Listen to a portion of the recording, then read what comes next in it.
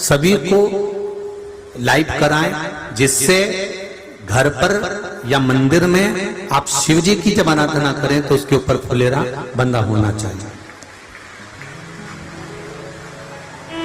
जैसे ये शिवलिंग आपने बनाया बालू रेत का, मिट्टी का, जो शिवलिंग का निर्माण करा है, उस शिवलिंग का निर्माण करने के बाद में आपके मध्य में जब आप शिवलिंग बनाते हो घर के अंदर हॉल में या मंदिर में, तो ऊपर कोई कुंडी वगैरह लगी हो, पंखा लगा हो, उस पे से रस्सी बांध कर लेकर आकर इस फुलेरे को इस तरह से शिव जी के ऊपर लटकाया जाता है। इसको फुलेरा कहते हैं। ये भगवान शंकर का अखंड सौभाग्य देने का फुलेरा होता है, जिसको माता पार्वती जी, उमा, कात्यायनी देवियों ने इसका स्मरण किया।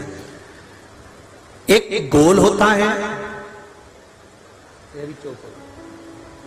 गोल, चौकोर, तिरछा, जिस तरह से भी बनाना हो, पर शिव जी के ऊपर नीचे शंकर भगवान होते हैं। ये थोड़ा ऊंचा, जिससे पूजन भी आराम से हो जाए, इसको ऊंचाई की ओर लगाया जाता है, जिससे भगवान, जैसे अपन जलाधारी लगाते हैं, उसी तरह से इस फुलेरे को लगाया जाता है।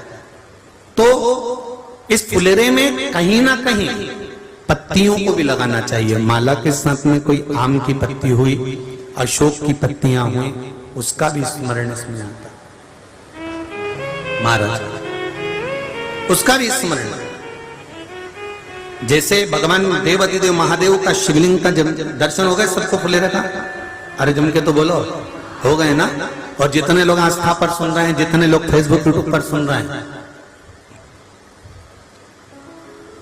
अगर आपके स्मरण में फुलेरा नहीं हो तो उसका दर्शन अवश्य करिएगा। शिव मंदिर में अगर जलाधारी भी लगी हुई है तो जलाधारी से फूल बांधकर नीचे की ओर लटकाना चाहिए, पर लटकाना चाहिए, फुलेरा बनाना चाहिए।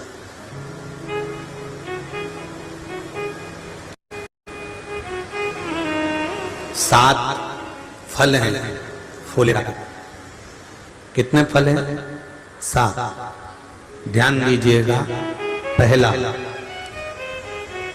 फुलेरा जो नारी व्रत करती आती है और व्रत कर्म उसका चलता रहता है, उस व्रत कर्म के अंतर्गत मान लो किसी कारणवश बीमारी में, कोई गमी के अंतर, कोई सूतक सावड़ के अंतर्गत अगर नारी पूजन नहीं कर पाती है, पूजन नहीं कर पाई और उसने केवल फुलेरे का दर्शन ही कर लिया, अपने पलंग पर पड़ी पड़ी भी फुलेरे का दर्शन कर लिया है, तो नारी को हरतालिका तीज के व्रत का फल प्राप्त हो जाता है। सात फल हैं भगवान शंकर के हरतालिका तीज के फुलेरे का। पहला फल व्रत का मूल। दूसरा, यदि कोई नारी आई और उसके संतान नहीं, 10 साल, 8 साल, 5 साल, 6 साल, 7 साल, 12 साल, 15 साल हो गए, उस फुलेरे का मात्र स्मरण कर कर एक पुष्प भी उसने अगर हल्दी कुंकू का लगाकर उस फुलेरे का टच कर कर भगवान शिव के पावन चरणों में रख दिया है और विनती कर कर गई है, तो अगला फुलेरा वो खुद बनवाती है, उसकी गोदी में संतान आ ही जाएगा। अगला फुलेरा वो खुद बनवाएगी, के जाएगी, जी अगली बार फुलेरा मेरी तरफ से बनवा देना, मंदिर में फुलेरा मेरी तरफ से लगवाना, अगली बार जब तुम पूजन करो तो फुलेरा मेरी तरफ से बनवाना। ये फुलेरे का मार्ग। तीसरा, महाराज हम कोई दान, गौदान, हरतालिका तीज की किताब है आपके यहाँ, जो लोग पढ़ते होंगे हरतालिका तीज की किताब, उसमें लिखा है ब्राह्मण देव को ये दान देना है, ऐसा दान देना है। अब कोई गरीब है, कोई साधारण है, नहीं है किसी की कैपेसिटी, नहीं दे सकता, तो क्या होता है? तो कहा हम गौदान नहीं कर पाते, हम स्वर्ण दान नहीं कर पाते, हम वस्त्र दान नहीं कर पाते, हम मुद्रा दान नहीं कर पाते, हम अन्न दान नहीं कर पाते। हम ये सारे दान अगर नहीं भी कर पाते हैं तो शिव महापुराण की कथा कहती है तीसरा फल फुलेरे का है कि मात्र फुलेरे का दर्शन स्पर्श कर लेने से सारे दानों का पुण्य फल प्राप्त हो जाता है। ये तीसरा फल फुलेरे। अब हरतालिका तीज का फुलेरे का चौथा महत्व है महाराज। चतुर्थ महत्व हरतालिका तीज के फुलेरे का है जो कुंवारी कन्या हरतालिका व्रत करती है, पहली बार जो हरतालिका तीज का व्रत करती हैं या हरतालिका तीज का उद्यापन कर देती हैं या किसी कारणवश शरीर ऐसा नहीं रहा कि बिना पानी के नहीं रह सकती, तो 2 बूंद अगर उन्होंने पानी भी पी लिया है या कोई कारणवश एक कुछ गलती हो भी गई है तो मात्र फुलेरे का दर्शन कर लेने से वो गलती शंकर स्वीकार कर उसको क्षमा कर देते हैं। ये चतुर्थ भाव के अंतर।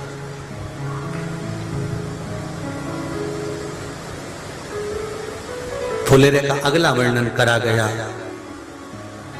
महाराज शिव तत्व की ओर, शंकर भगवान की ओर।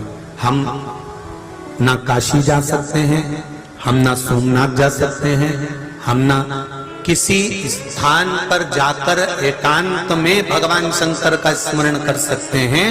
मान लो हमें एकांत में बैठकर शिव की भक्ति करना है, किसी मंदिर में किसी देवालय में जाकर भक्ति करना है, तो फुलेरे का मात्र दर्शन करने से, पूजन स्मरण करने से उस भक्ति का फल भी हमारे खाते में आ जाता है।